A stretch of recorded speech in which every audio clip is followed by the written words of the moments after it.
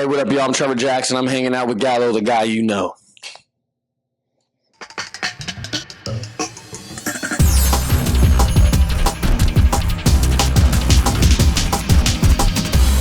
What's up? It's Nick Gallo, the guy you know. I'm here with the one and only Mr. Trevor Jackson. What up, what Bro, up? how you been? How I'm you good, doing? man. It's good to see you, bro. I know, you It's good too. to see you. Yes. I want to tell you though, we got to talk about they're the last show. Yeah. How does the Healing Out Loud tour, how does it feel this time around? Because I'm not going to lie, this body of work you've done is my favorite you've done so far. Oh, thank you so much, man. I think that you means a lot. really did a lot. Yeah. And I like that you did that all in one project. Yeah. Thanks, dude. It was literally a vomiting of emotions when I made this record. I never was like, let me make a breakup album. I was going through a breakup, and then I tore my Achilles 2 weeks after, and I was just in a really, dark space. And the only way I know how to get out of those spaces is to create, and to create honestly. And that's what I do with this project. And to be on the third to last show is bitter and sweet. It's like I'm tired, but I also know that each show has a massive effect on the fans and people that come to the show. They have a space to feel safe and a space to feel like they're being heard, especially when an artist such as myself, I feel like, is being this transparent and this vulnerable. I think it can do a lot of good. So that's how I've been helped by a lot of art in my life. When I went to a show or I saw a movie or somebody that was telling something that I was like, whoa, you kind of hear it differently. So yeah, man, it's a lot. It's emotionally draining. This is my first time, singing all these records live. Like, after I recorded the album, I wasn't like listening to it all the time. It's a little depressing. So to be back at it and singing them live is powerful. Dope. Yeah, and how's it gonna feel though, wrapping it up in your hometown? Bro? Yeah, it's gonna be amazing, dude. That's where I come from. It's gonna be. I think that's a great place to end it on. Having all my family and loved ones there. I couldn't ask for anything more. They're the reason why I'm sitting with you today, is because of their love and their support. Their endless love and support. Yeah, and I want to talk about though the project. I Love You, Goodbye, the greatest breakup album of all time. Yeah, it's almost out. Almost what, 6 or 7 months now? Yeah, it's been out for a little bit. I want to ask you, how did it feel though tapping in? Because I really like you tapped in like country, pop, rock. Yeah. I mean, from I Thought You, One Foot In, Bleed Next to a Shark, Collection, like some of my favorites. Sick, really thanks. tapped in those different genres. Yeah. How was it doing that this time around? It was sick. And like I said, when I'm making stuff like that, I never go into it like, hey, let's have this kind of vibe. So Brunis, who's my musical director, and he's produced a bunch of records with me, but like when I'm feeling this type of way and it's like I want to be alone when I'm writing, I'll have him send me guitar loops. So I'd be like, yo, just send me a bunch of guitar loops, and I'll go through and I'll pick and I'll find which one kind of feels that way. And I also wanted a lot of this stuff to be stripped down so that people weren't distracted. I wanted them to hear exactly what I was saying, and I wanted them to feel my voice and the pain that I was going through, and not just be too crowded with noise. So I think that's kind of was my intention with that. But yeah, man, I've always loved music like that. I love all types. I love Elton John, I love Rascal Flatts, like Donny Hathaway, Stevie Wonder. So when I create things, I never want to create from one side. I feel like emotions are everywhere, so I want my album to feel like it taps on every note. And I always say, for any upcoming artist or whatever, like, I never want to make an album where every song sounds the same or sounds like it's in the same world, because if people don't like one song, they won't like the whole album. But I have a song on here for everybody. If you're an R&B lover, you got it. If you like pop, you have it. If you have country, you have it. Yeah, man, I'm really proud of this. Bro. Yeah, thank you. You killed it with it, like, big time.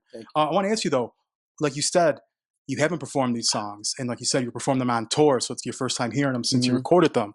Which songs have been the most therapeutic for you? Because like you said, I know it's hard to do it each night, like going through different feelings, and emotions, and especially like every day is a different story what you go through on the road. Exactly. If only you knew half of what I've been going through on the road while having to sing these songs. But I'd say Kept It is probably the hardest one to sing on stage.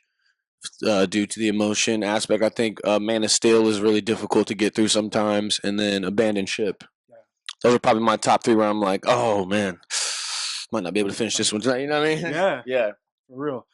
We gotta talk about the meet and greets though. Yeah, because your fans they're insane, right? I love them. I love them. We gotta talk. I had no idea. What were you thinking? What was going through your head? I was just like, why is he pulling his leg like that? And then I was like, that's why he's pulling his leg like that. That's a first. I'm like, a process. And those guys are so sweet. They're cool as heck, dude. But I was just like, whoa. I think they get a kick out of that, surprising people. Because I'm like, whoa. Nuts, dude. Well, I also want to talk about, you dabble in everything. You are a man of everything. One thing I love that you did, how you did your transition from Grownish Mm-hmm. to Grey's Anatomy. Yeah. Like, what was that like? Because it's total two different characters. Yeah, for sure, for sure. I mean, one is basically a young adult. Now you're playing a doctor. Yeah, yeah. Like, how was that transition? And it was pretty quick. It was like you had not a lot of time in between. Yeah, it was cool, man. I was thankful. I wanted to do something different. I wanted to, grow a little bit. And I love playing a black man on TV that isn't a rapper and a, athlete. There's nothing wrong with those things, but I think young black people all over the world should know that there's multiple opportunities for them. There's not only a few avenues. They could do anything they want. And I think a show like this really proves that. Also, just the history of Grey's Anatomy and the legendary aspect of the actors that have come off that show and actors that are still on that show. It's an honor to be, amongst them.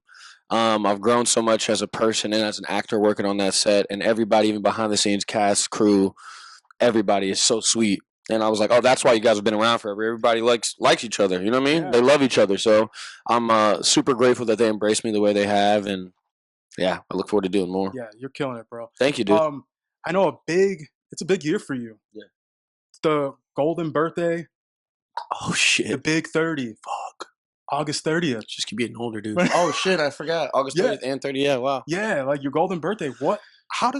It's crazy you're just turning 30 because you have been killing it in the game since you were a kid and you're always hustling. Like, how does it feel? 'Cause it's a milestone. Yeah, yeah, for sure. I'm definitely grateful. With age, I've learned patience. I've learned how important rest is.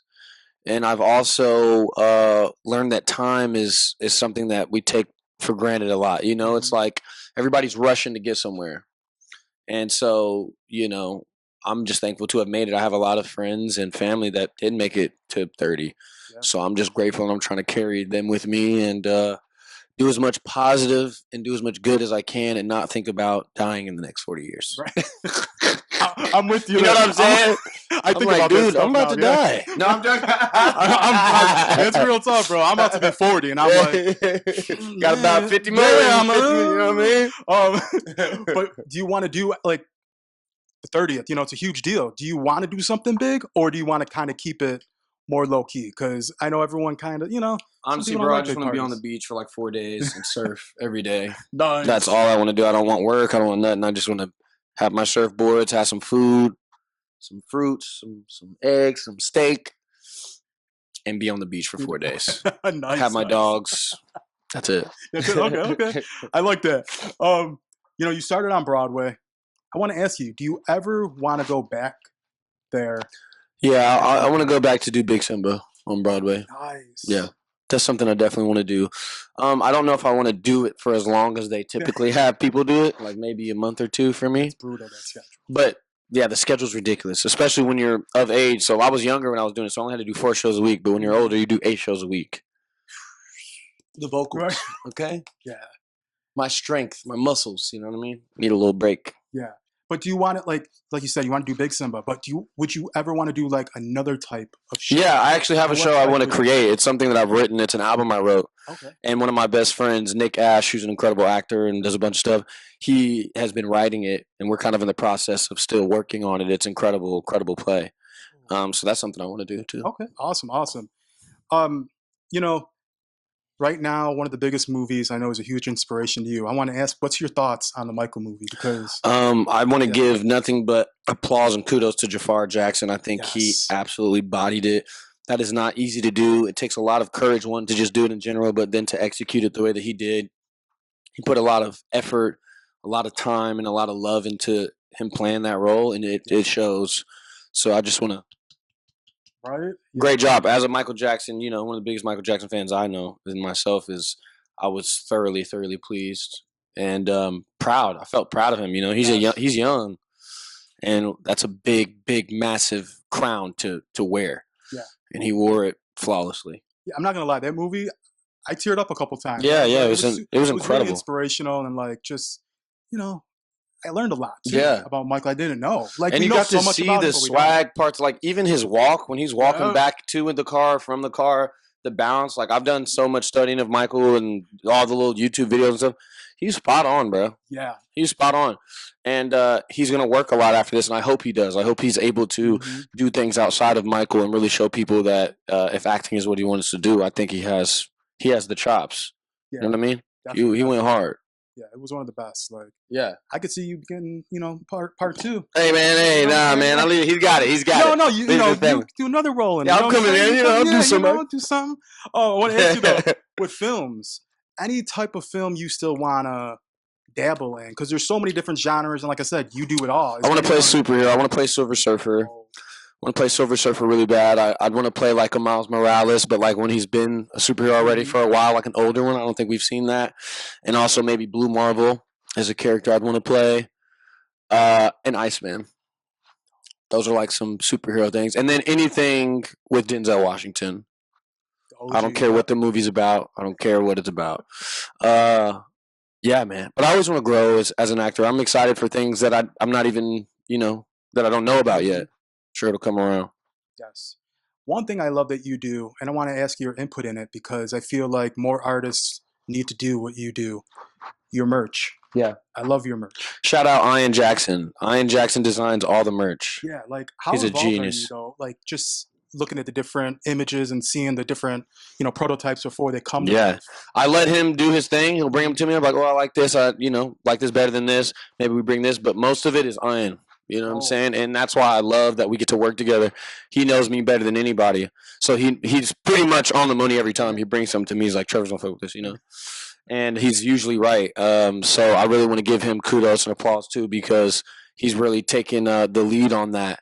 And really, even when it comes to album cover design or, the lettering or whatever, he brings it to me and I'm like, yo, that's it. Yeah. Fire. I applaud you for that because you got good merch. Thanks, dude. Hey, everybody's been excited about the new merch. I'm like, hey, that's IJ, bro. Right. IJ's on that. But, it's crazy. We almost halfway through 2026, bro. It's already about to be, I feel like it's going to be June in a minute. Brother, it feels like it. Right? It does not feel like it's gone by fast. But I want to ask you, what's the plans for the rest of this year? What's on your bucket list? I'm dropping an album. Okay. Yeah, I'm dropping an album at the end of summer. It's called Motion, but I'm going to spell it emotion every time you see it with like the E crossed out, saying we're coming from the breakup stuff. Now we're back outside. We're turning up. We're having a good time. We're not crying no more. Do you want to tour right after, or do you kind of want to I want to chill a little? Okay. I want to chill. Chill. I got to recharge. Got to recharge. Got to film Grays. But I like waiting a year, make people wait. Mm-hmm. Come back. Make sure you get your tickets to town. You know what I mean? If you're always on the tour, it ain't no spectacle. Mm-hmm. I agree with you there. But, bro, I want to wish you all the best of luck. Dude, I love your hustle. I want to say congrats to you, too, man. Keeping up with this, and your spirit and your energy is good, and that's why you are where you are, and you're going to continue to go far. And that's why I'll always make time for you because of that. That. We have to have good people, good intent, and I see that every time we speak. So thank you, bro. No, thank you. I appreciate that. But, yeah, it's Nick Gallo, the guy you know, here with Trevor Jackson. Let's go. Peace, y'all. I appreciate it.